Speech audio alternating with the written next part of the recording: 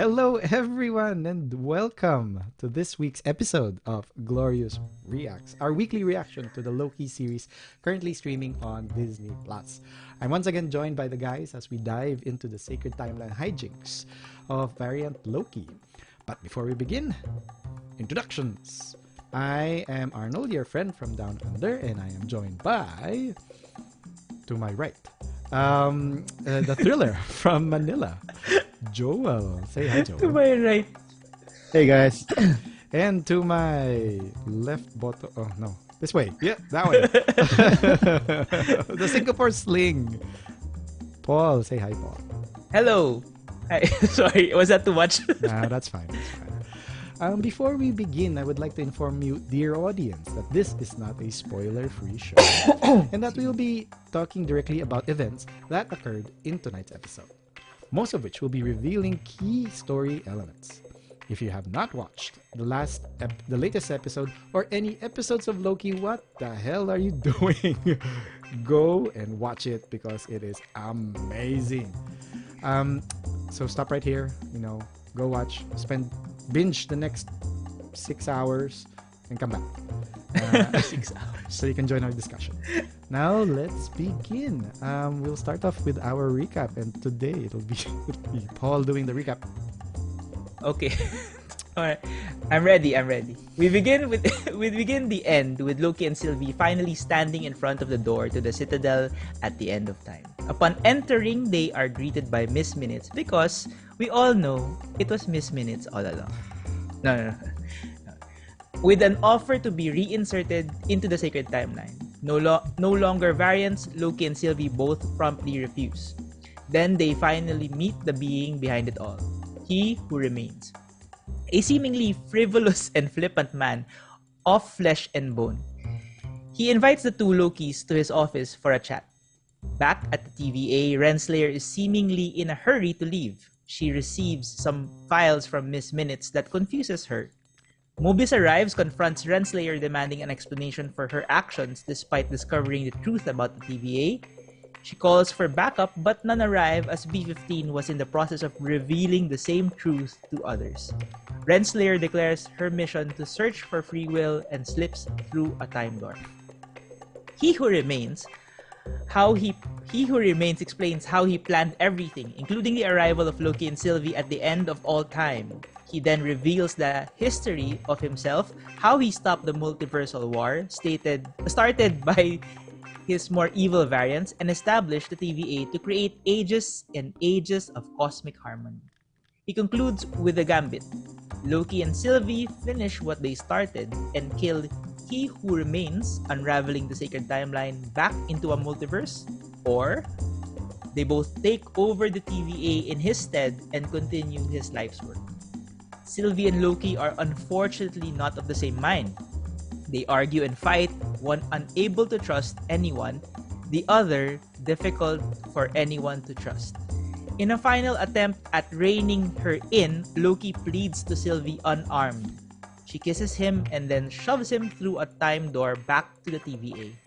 Sylvie achieves her glorious purpose and then collapses on the floor weeping as the sacred timeline branches out of control. Back at the TVA, Loki tries to explain all he has learned from He Who Remains to Mobius and B-15, but neither of them recognizes him. The reason ends with Loki making a chilling discovery about a reality without the sacred timeline. Wow! That was a full What's recap. up?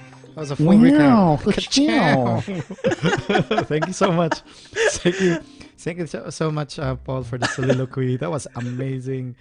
Let's go right into likes. Who would like to start? There's so much to like. Who would like to start? I think I have the shortest one, so I'll go first. Yeah, sure. Because I'm looking at the show notes. I think I wrote the shortest of all. So doesn't matter. I'm gonna go But first. let's bet that Paul is still going to take a little bit The of time to So really talk about. Let's give him time. So- Let's give him time. the problem, dear audience, is I write short, but I speak a lot. There's a lot for him. See, as he pointed out, 30 seconds have passed, and he has not yet started this part. Right. So Let us go. likes. I'll go straight to the point. Likes. I love Kang. Who? He who remains. Oh. He Who Remains. I love He Who Remains. I love the actor behind him. I've never seen his work before. Now I am curious to go back and watch all of those other works that he's done. And I've seen one of the shows he's done is Lovecraft Country, so that's perfect. So I wanna watch that show. Number 2, I love how it was framed, the episode, how it was framed. It's moving back and forth between the TVA and the Citadel at the end of time, then back to the TVA, and so all the characters in the episode have their places, have their final conflicts basically, and we're being as the audience, we're being moved from one to the other, and in a very logical fashion, and it just works so well. And I like the final conflict between Loki and Sylvie, and or for other people between Loki, like inside him, the conflict within Loki, if you choose to believe that they're one and the same person. So I like those 3 things. I'll expound later, but I'll have the guys go. All right. Can I go See, next? he wrote short, but he's gonna expound a little bit more later. There's more to talk about. All right, I'll go right. I wrote a lot, but I'll be very quick. First and foremost, Jonathan Majors, he's the bomb. Oh my God, I'm so glad we get to see him. We were not expecting an outright for him to be He Who Remains. We know that he's been casted as another character that we are expecting to see more of. But it was amazing to actually see him acting as the He Who Remains. Not exactly the character we were expecting him to be, but very much related. So he's amazing. I love him in Lovecraft Country. Definitely a show you guys ought to watch. Everybody listening and watching, definitely catch that. The personality of He Who Remains. You wouldn't have expected the guy who's in charge of all time to be in like slippers and very casual clothing. He shows up and says, "Hey, let's have a chat." Go upstairs. He's very happy-go-lucky, as if nothing wrong can happen or nothing that's out of control can happen, because he knows everything. Right? We find out that he's been there from the beginning and knows up until almost the end of time, up until a certain point in time, and that's why he's so sure about himself. Even with the time wherein he was together with the very, very angry Sylvie, who repeatedly tried to cut his head off, he was prepared. He was just fine. All right. Shows up eating an apple. Interesting parallel to Doctor Strange in 2 particular situations. The apple, which was the example of how Doctor Strange tried the time stone on, and there's a parallel to the Ancient One, wherein there was also a point in time wherein even He Who Remains did not know what was going to happen. So I think he has this lack of concern. He has this very he's very separate from everything. He seems to have no care about what happens except for this single line, this nice single wavy line, to continue going on as much as possible. Because he's probably been doing this for a very long time, and he's detached himself from any form of from any kind of morality. It is the lesser, quote unquote, of 2 evils, and he's been doing it forever. It's quite possible that he tried to look for, once upon a time, he was trying to look for a better solution, but there is none, right? But you notice the switch of his personality the moment they cross the threshold in time. The threshold being the point in time that he no longer knows what's going to happen. He was curious. He was excited. He did not know, and he was excited to find out something new, something he does not know. What will be the outcome of Loki and Sylvie's discussion? Will they choose overbearing order, or what was the one for chaos? That was a great. So it's either order or chaos. Interesting question posited against 2 beings who are the best representations of chaos in Marvel Universe. You actually giving the choice of choosing order. It's amazing. We know that he's a variant. That was an interesting thing. I did not expect that. We know that he's tired, he's old, and he wants somebody to take over, and that is why we have the two Lokis in front. The other thing that I really liked is the fact that after the what do you call this? After Sylvie achieves her goal of killing whoever is running the TVA, and that little change happens, it seems that Loki is the only being who now is aware of the before and the now, which will make for interesting storytelling. He's kind of like this. He's kind of now like a Bishop character, if you wanted a X-Men comparison.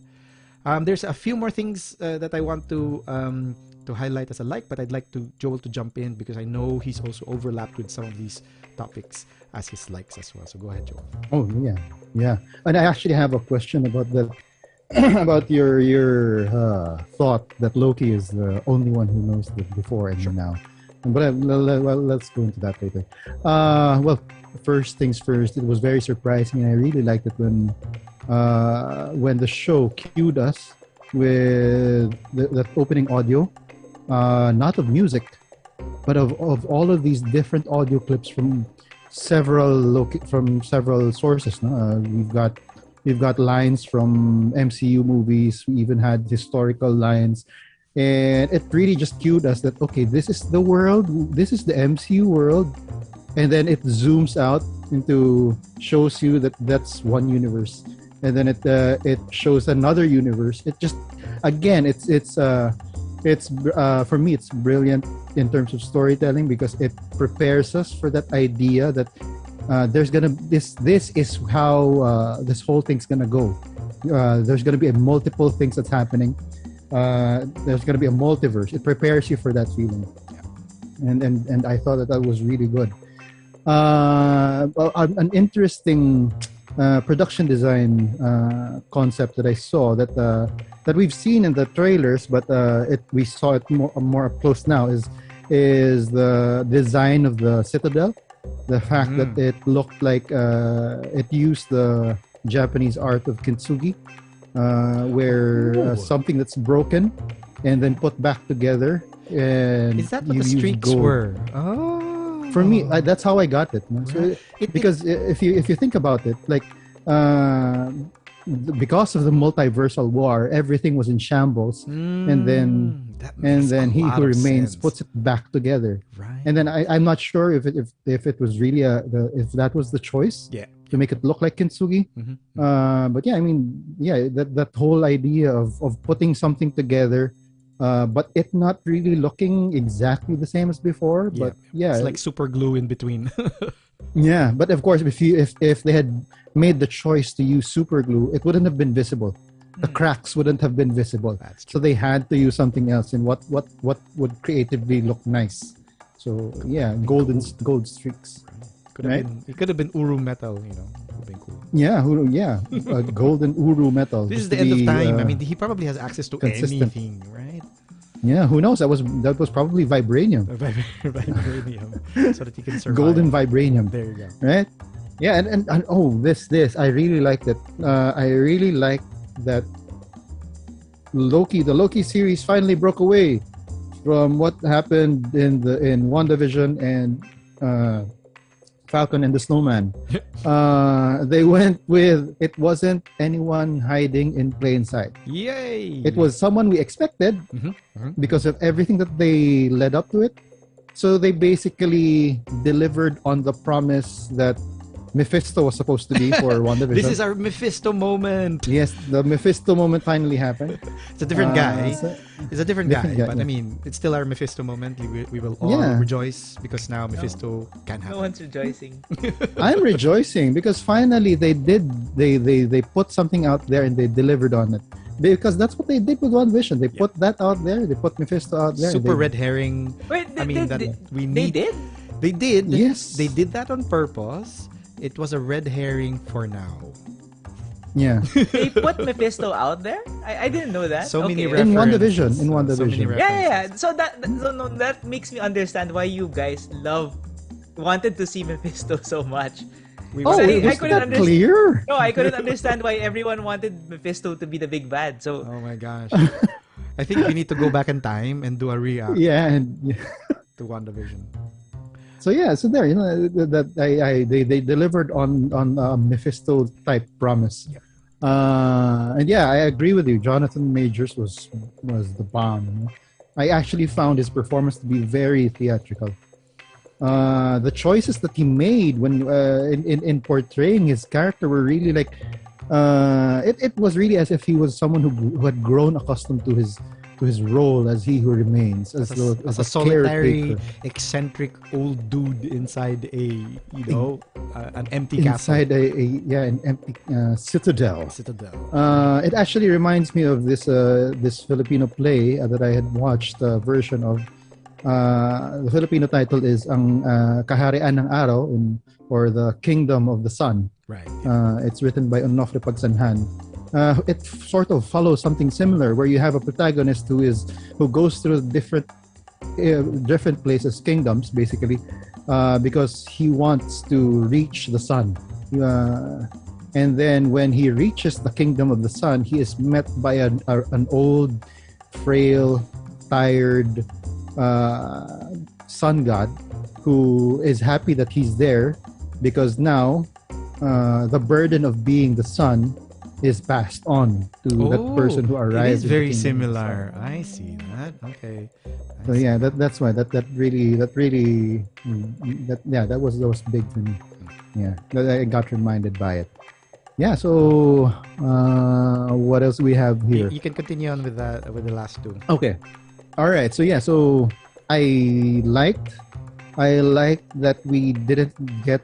Although I've been building her up as the hero of the story, the true hero of the story.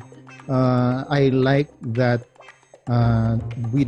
Sylvie didn't get redeemed here.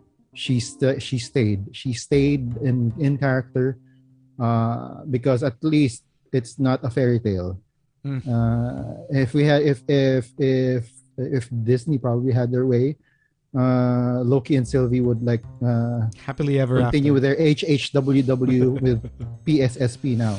They would have taken the Miss Minutes offer.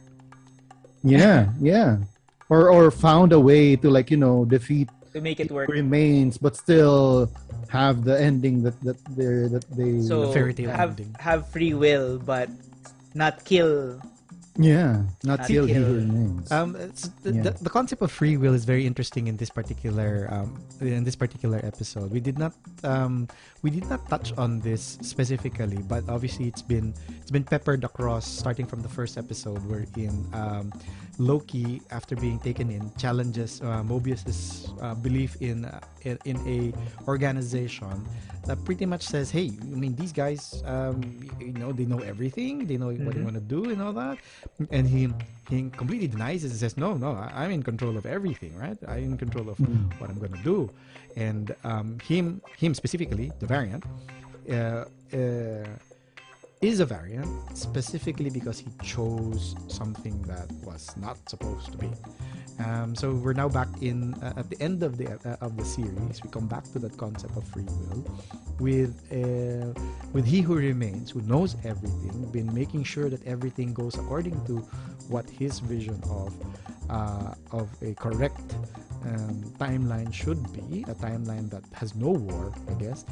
He had an interesting, and I'll bounce this off of you guys, but I think the reality that the timeline he maintained as the sacred timeline is his.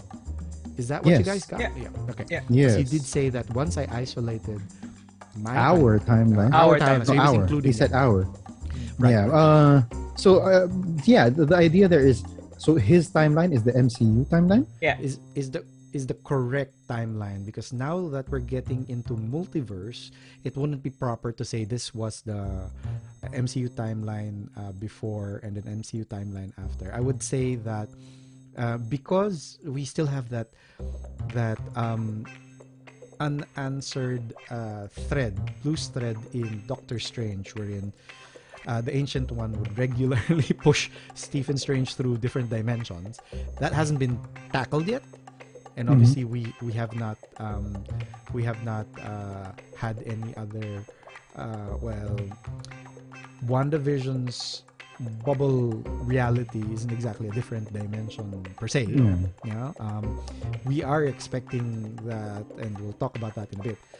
We are expecting something about multiverses coming from Wanda Maximoff being a Nexus being,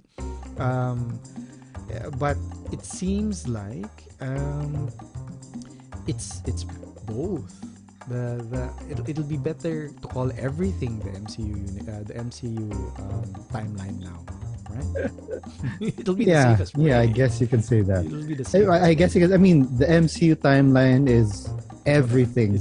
All the multiverse is the MCU timeline. That's it. That's what I was trying to get at. Technically, yeah. And going to my last thing, then just to cap it off, that final twist, which I think all of us really like that. And going into my question about that, because like what Paul said in the recap, Loki gets pushed through a time door, and it ends up back in the TVA. But the TVA that he gets back to has a huge ass statue of I think that with that get up he's now somebody that looks like he who remains. He who is the conqueror. He did say that he was called the conqueror. So the conqueror, yeah. He also said he was called the jerk. The jerk. Kang the jerk. I actually have this idea that he who remains was actually Immortus. One of your reaches. Yeah, because of the getup, that whole spaceman getup. Yes. The whole space getup. That would have been Kang. My question now is because before that, we actually got a scene of B-15 and Mobius in front of the screen with all of those with the rest of the staff of the TVA there and watching it branching out. Yep. Yeah. Do you think it's possible that scene and the scene where Loki walks up to them are not the same timeline? Yep. Yep. He was pushed into a different TVA. No. Joel's asking if because, and I think it's because of the lines that B-15 and Mobius say. So actually, to be fair, you can take it either of two ways, because without the context, or it is the audience who's actually pulling in the context of the previous scene and the next scene. So it's quite possible that they are the same up until the point wherein they meet, or it's quite possible that he already got pushed into a branching timeline. Yeah. Now, because of how time works differently in the TVA, it doesn't really align to the point wherein Sylvie, skewers He Who Remains and lets the sacred timeline branch out into chaos. Maybe it did not matter, since by the time the threshold was reached, it was already branching. It started branching out. Already branched out. So I'm of the thought that up until the point wherein we hear the title of the episode spoken by B-15 and Mobius, that was still the original timeline from the timeline at the start of the series. Correct, yes. But sometime after he leaves the room, that's when the scene cuts shifted. Okay, so my take on this. So I was following that idea as well, that when he got pushed to a different TVA. But then I thought, isn't the TVA unaffected by all of these changes because they're in a negative point or something? They're in a outside of time. Yeah, they're outside of time. But you have to think, if they're outside of time, why did the statue change? So maybe. Oh wait, you're right. They are outside of time, but maybe this is a different dimension. We haven't established how MCU is gonna explain space and time. So because we're if they're all stacked, right, all of them have their own TVA. that's what I'm thinking. Yeah. Okay. Mm. Okay. I mean, it's right now really it's whatever. Yeah. Whatever. Yeah.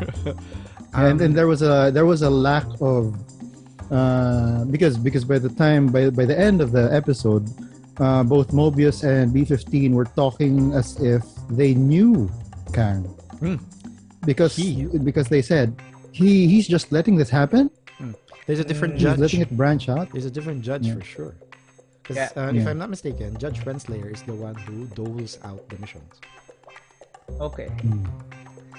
So either we've got a variant Renslayer who's a man, or Kang's, a little bit more hands-on. Hands-on. The TVA.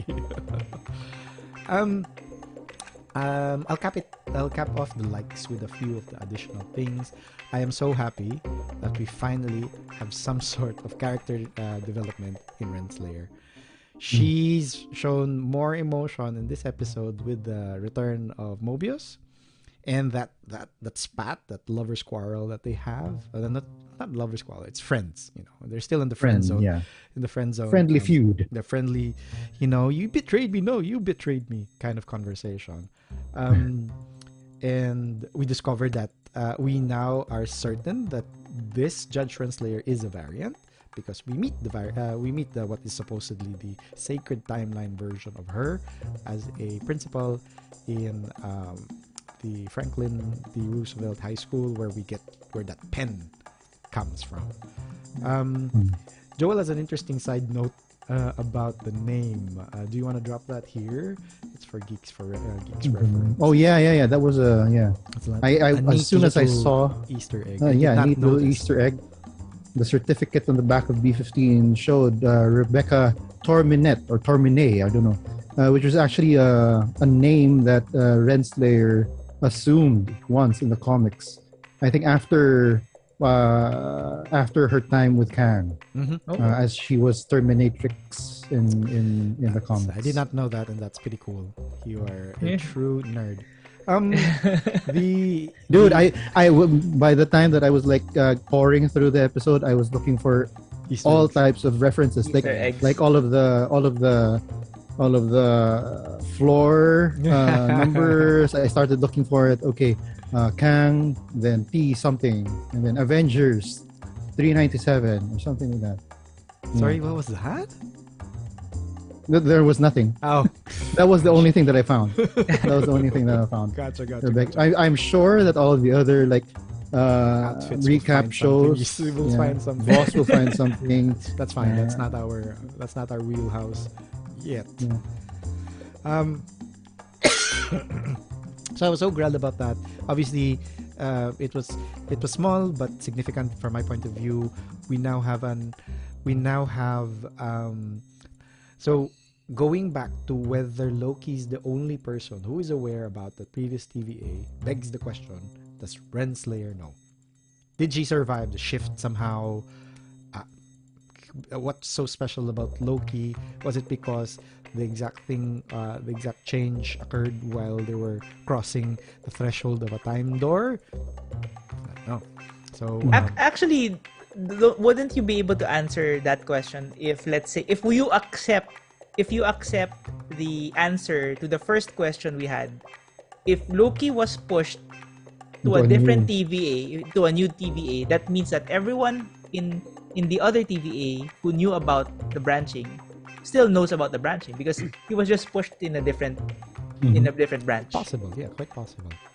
Are you referring to there being them being aware of that they are variants and that the TVA, the time keepers? that TVA. Oh, okay. With the 3 reptiles.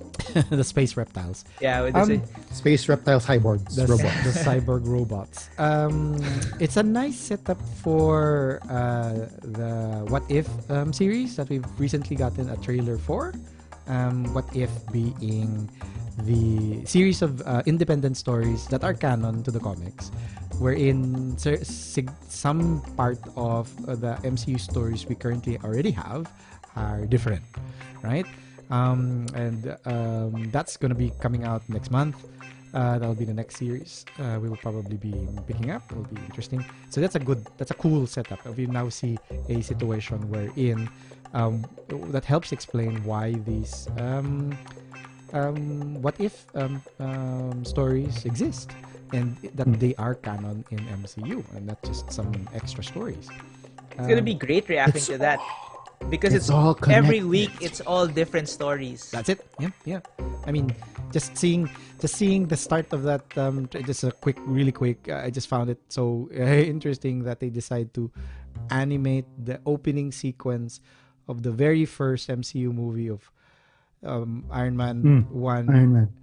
exactly the way it was, and then obviously veer off into the what if scenario. So that was like, we'll be doing that. Don't worry, we'll be getting there. Finally, as we've already discussed, I really enjoyed that we've been with the payoff for the setup for Kang the Conqueror, which we already know is going to be existing in MCU somehow. He's supposedly going to be showing up in Quantumania. In Quantumania. First as appearance. Kang. As Kang, yep. Will be his first appearance. Finally, the episode title. The episode title is perfect for it's an irony from my point of view, and I really enjoyed it. So for all time, always is the slogan of the TVA that was created to maintain a sacred timeline. Yep. But despite the sacred timeline spiraling out, creating branches, the TVA persists. So the new dude who's in charge still thought that the TVA, if this was an alternate reality, if this was a different dimension, if this is a different timeline, however we eventually find out this is going to be playing out, the guy in charge still decided that a TVA was still necessary. Was necessary. Necessary. Yep. So despite whatever happened, they persisted. The bureaucracy, the efficient bureaucracy. I love that The line. efficient bureaucracy. Exactly. The efficient bureaucracy that works still exists. Yeah. Yeah. Let us now go to our dislikes. Sheesh. Paul. Oh, okay. I'll start because I have the shortest one also. Well, no. I have the shorter one. Okay, let's go with Joel. I think let's go with Joel. I think I should go last. Okay, let's go with Joel. Oh wow. Okay. Well, yeah. Well, first things first. I think we do have some trailer clips that were left on the cutting room floor. Those I couldn't really quite find anything that I totally disliked about this episode. Except for the second one that I'm going to mention. But especially I think that the scene of Loki on the throne of Asgard, they might have thought to put that as a thought of Loki when Miss Minutes offered the throne of Asgard. Yep. We might have even seen Hiddleston with the Infinity Gauntlet if they had probably done that as well. Yep. If they're going to do that, all of those thoughts, and then they're going to show Even all the of these things. even the reshot Battle of New York, New York. Where he wins. where he wins, Yeah. where he's in Stark Tower, but he was smiling. Glorious. That one. Yeah, they probably had that there. They probably should have kept it because the entire episode was only like 45 minutes or something. We It were was ripped off. Still short. I wouldn't have minded seeing that. It would have been cool to see that, and I mean, as an actual part of the show. But yeah, there were some of these things from the trailer clips that they left, and just makes you ask what other things they left out from the actual show. Now the other thing that I don't know if I'm not grasping it correctly or whatever, but I didn't quite see the logic of how killing He Who Remains or Nathaniel Richards would cause multiple Kangs to appear. Because the idea of what if say for example so Sylvie or the two of them proceed to kill He Who Remains, but they still continue to trim the timeline, wouldn't that stop multiple Kangs from coming up? I I guess I, I yeah. I was wondering that as well. Why did he need to survive the turnover? But I guess the question would be, would they know how? No, no. The answer to your question, Joel, is because he actually answered that question after Sylvie killed him. He said, "I'll see you later," because he reincarnates. Yep. And then when he reincarnates, since he reincarnates, he'll reincarnate into the different branching because no one's going to be there to look for the baby, the non-him baby, to prune that person. But we already know that there are still TVAs in all of these other timelines. You mean, Wouldn't they prune that baby? but his offer was when the timeline was still singular, right? It hasn't branched off totally yet. It wasn't After the uncontrolled. threshold, it already started branching out. Yes. Yeah, but he was expecting either they accept his offer or kill him already by that point, right? At that point, But exactly, I mean, the fact that it already started branching out means that those timelines were already starting. Yep. He was no They were longer existing already. he was no longer doing. He was no longer, Controlling. I guess, or telling No, no. So telling okay, so the TVA so I to do think what they need to do. right. So whatever his variants, right? Because he's gonna have variants as well. So whatever his variants would come out of the branches, the TVA would deal with, right? Mm. But I think he'd have to die first before he reincarnates into different variants. So the way I understood it is he killed off everyone and Until he remained. Yep. That's why he who remains. Yep. And then since he's the only one left, there will be no other variant to be born because he's controlling the timeline. But once he dies and he reincarnates, all those different variants will also be reincarnated. At least that's how I understood it. So the variants. I'm not won't- quite latching on to the actually even the whole idea of him reincarnating. Yeah, that wasn't I'm not explained latching very to that well. idea. That's gonna be one of my. So maybe dislikes. something the second season will deal with. Yeah. Will explain. I don't quite think that he meant it literally that he's going to reincarnate. I think that because this is my understanding of the whole his way of like weaving the different timelines together is that the sacred timeline, because we know that the sacred timeline is basically all the different timelines woven together, and anything that pops out it's trimmed or pruned, right? Yep. So basically everything's still there. It's just that there is the sacred timeline is the one that's prominent. Now, after that threshold, he probably stopped controlling the weave, so it started unraveling. It started creating branches. So the other Kangs started existing again, right? That is how I got his idea of reincarnation. That all of these Kangs and all of those different timelines, they're now free. Those timelines are now free, and the multiverse happens. That's my understanding. Yeah, since he did not explain specifically how he ensures that the sacred timeline exists. So we do know that the TVA is given instructions to prune this, prune that, keep this one, this one's fine, and all that. It's instructions that we assume come from him. Somehow whatever he's created is being fed into those monitors that tell us about these different Nexus events, right? So it has to be a Nexus event for it to branch out, right? Remember that.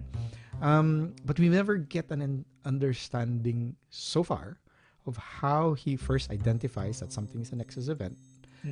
Apart from maybe since he's seen it before, he knows that this is a Nexus event, and then Since he's at the end of the he's already recorded it into the machine. And then for some reason, the threshold, he cannot look any further. Because going back to the Ancient One analogy, it's because the sacred timeline kills him. He needs to die. Yes. Right? Yes. Maybe that's it. Maybe that's why he can't see past his own death. Yeah, his own death. Just like something that was also discussed in the comics in this one naman, it's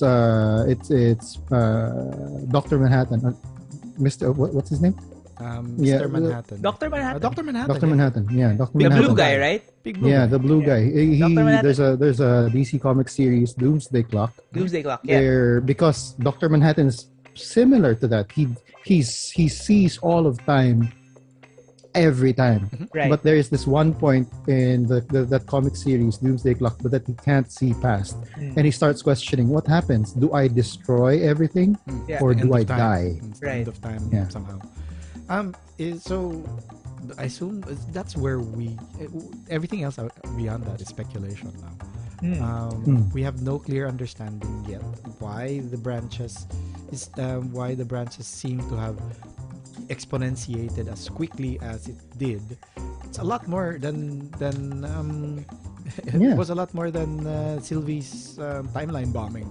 So a lot more complicated too. So his existence was keeping the timeline together, or the timeline that he's seen, that the sacred timeline he's been maintaining, required already preordained his death. So season 2, maybe, I'm not sure. Maybe it'll be explained in Multiverse of Madness. Maybe it'll be explained in all the other MCU titles that's gonna come out afterwards. So that's to be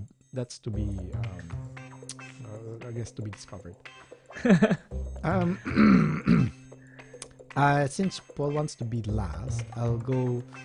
And do you want to be last? I don't mind. I can go if you want. no, this one's to be quick. Don't worry. Okay. Unlike Joel, I actually felt sad that Sylvie's hero story ended in a tragedy. In the end, he was, as Kid Loki, frustratedly pointed out, every time they wanted to change, something prevents them. Either it was internal, I guess. In most cases, it'll be internal. They go back to their being, which is that they always fail. I actually really thought that I believed in Loki, variant Loki, when he said that, hey, this Loki is different. She has a goal that is beyond herself. But it seems like it's still her own glorious purpose that she cannot deviate from, cannot make any. She needs to do it, and that's why she did it. And it was I just felt so sad. In the end, it was our Loki. It was still variant Loki, who was the only one who managed to change, I guess. So the same as with the entire explanation of why he needs to die, I did not quite understand why he ended up choosing the two Lokis. What was so special about them? This was not explained. Season 2, maybe. Hopefully. Probably their perseverance. Well, all Lokis persevere. Because he They're gave that cockroaches. quote, right? He gave that quote about being a flea. No, what I'm saying is that all Lokis, by definition, are survivors. Survivors. Sorry about. We don't get to see the TVA burn like I expected. In opposite to that, we see it persevere despite whatever's changed. And then, so we have to wait for season 2. I guess it's another dislike because we don't know when that's gonna happen. I mean, we can't expect it like any of the usual American TV shows that, okay, it's gonna come out in the fall. Yeah, it's gonna not end seasonal. in spring. It's not a fixed schedule right now. Yeah. Especially since Marvel already has like a slate for the rest of Phase 4. Yep. we do not have a TV series in next year. Oh no, we do. No, we do. We Moon already Knight. She-Hulk have and Marvels. the Marvel Captain Marvel. Miss Marvel. The Marvels. No, Oh no, 20 Miss Marvel. Sorry, Miss Marvel. Yeah. 2022. Do we already have Moon Knight. scheduled Moon Knight? Moon Knight and She-Hulk. Right. Okay. Never mind. Maybe if they come in threes, maybe Loki's gonna be the third. We have hope. I We can only hope. We can only hope. Finally, wait. Secret Invasion is not next year. Oh yeah, that's also next year. is that the TV series? But then again, there's gonna be a fourth with Hawkeye this year. So Yeah, it's a TV series. Yeah. That's right. Hawkeye is the 4th TV series this year. You're right. Finally, we do not. So while we did get our Mephisto payoff with the reveal of Kang, there is one other. There was one other thing I was hoping for, and I'm pretty sure a lot of fans were hoping for that we did not get to see. what was that? It is for us to finally see our boy Mobius ride a jet ski. No happy ending for Mobius. No jet ski. He is back, which is great. So that means season 2 maybe. There's so much hinging on season 2 now. Yeah. That's it for me, Paul. Dislikes. Yes. Okay, so I'm gonna keep it short. I'm actually conflicted as a whole on how the season ended. I like that there was conflict between Loki and Sylvie. I'm not sure I like how it ended it. How the showrunners ended that conflict. And I don't want a Disney princess ending, a happily ever after. Right. Yes. But that was, for me, it was unexpected. And it wasn't like season 8 Game of Thrones, I hate the show. It was more, I wanted it to be slightly positive rather than totally negative. So it's They're okay, alive. That's a positive. in a sense, Loki I is still the wanted hero. I That's a want positive. I wanted Sylvie to change as well. Mm. I know it doesn't come overnight, but I wanted her to have her like the payoff to her transformation, her letting go of her anger. So, but it just seemed like after all they've been through, After those moments, After the stare in the lake. the stare in the lake, the stare in the lake it just and seemed the like cuddling in the blanket.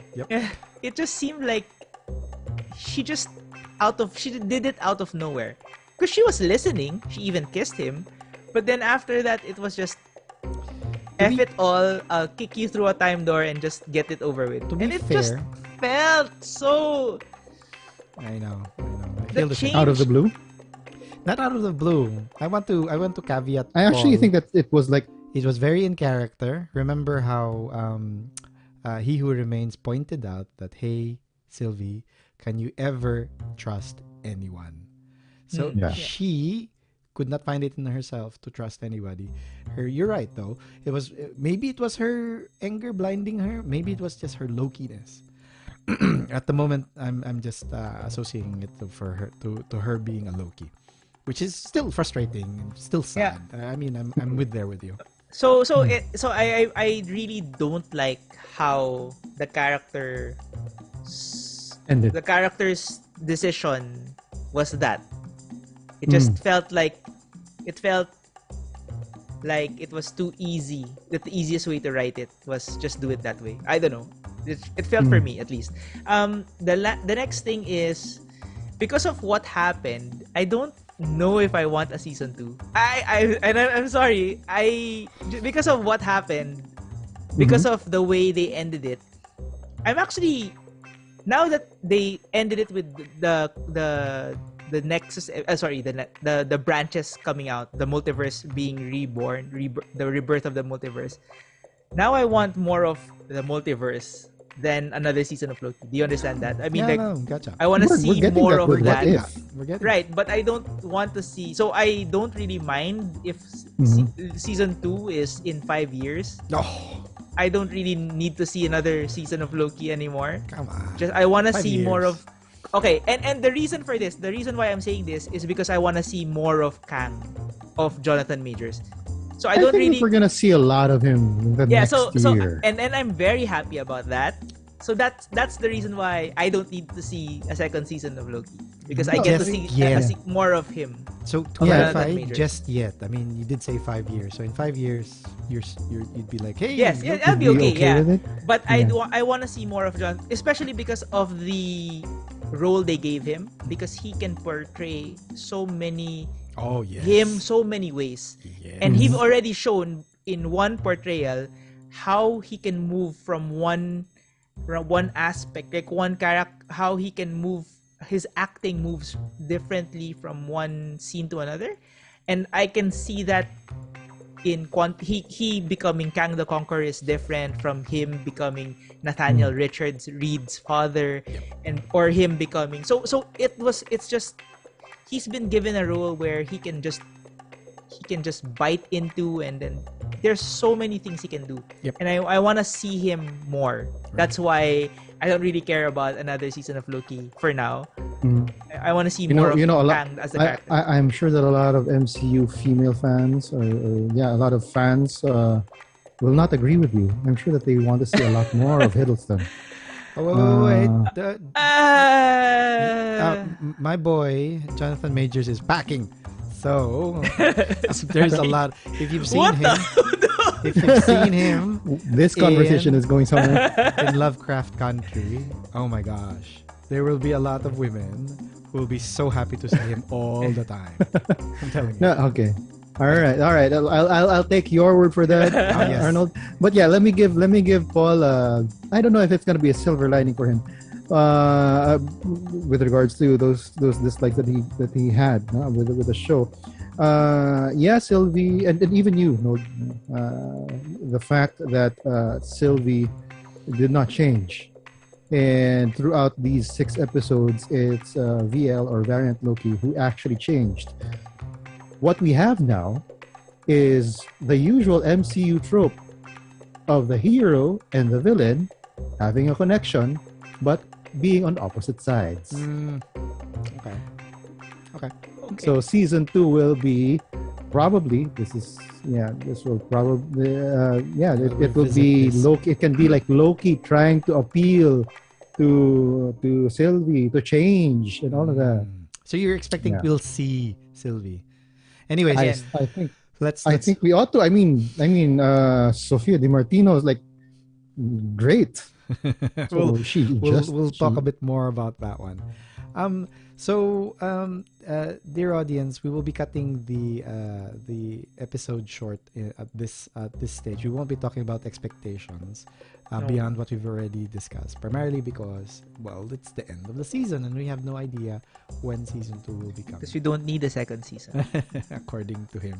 So we'll skip on expectations for now. Is there anything else we want to discuss, point out, little tidbits here and there?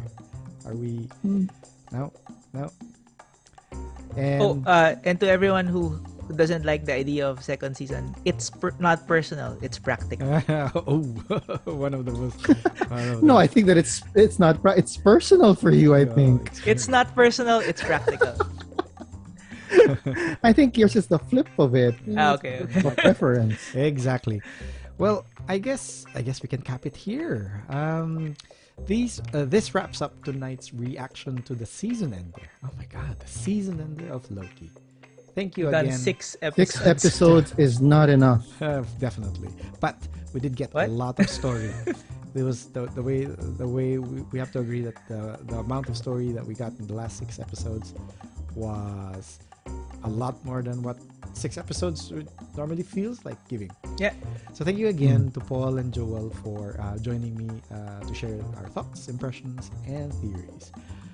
We will be having a series retrospective discussion episode where we discuss the season in its entirety and share our thoughts and theories and expectations for future stories, not just a season 2, but everything that we see in the MCU, both near and far, lined up in the MCU. Please tune in for that, for when we drop that episode shortly after this one. Thank you, dear audience, Double for feature. entrusting us with your time and attention. Till next time, bye. Bye.